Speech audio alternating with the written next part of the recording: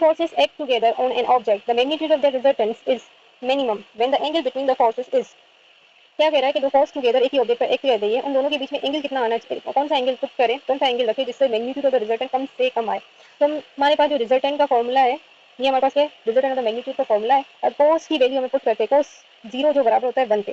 तो 1 से अगर हम किसी चीज को मल्टीप्लाई करें तो हमारा आंसर क्या होगा, मैक्सिमम ही आएगा। तो हमारे पास ए ऑप्शन नहीं हो सकता। उसके बाद एक कोस 45, कोस 45 पे हमारे पास 0.07 इनसे ये पूरा कंपोनेंट मल्टीप्लाई होगा, इट मीन कि इससे भी हमारे पास ज्यादा आ रहा है, लेकिन हम दूसरों को भी देख लेते हैं। उसके बाद है 180, कोस 180 बराबर होता है -1 के, और कोस 90 बराबर होता है 0 के। कोस 90 बराबर होता है 0 के। अगर यहाँ पे कोस 90 अगर यहाँ पे मैं क्या करूँ, कोस 90 की वैल्यू पुट करती हूँ तो वो बराबर होगा 0 से, तो ये वाला जो हमारे पास कंपोनेंट हो जाएगा वो क्या हो जाएगा, 0 हो जाएगा। इसलिए हमारे पास क्या कंपोनेंट रिमेन रहेगा, f1 स्क्वायर और f2 का स्क्वायर रिमेन रहेगा।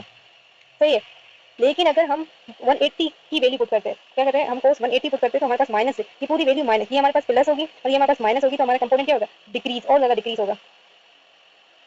इस ये वाले कंपोनेंट से भी ये वाला कंपोनेंट माइनस होगा, मतलब कम होगा।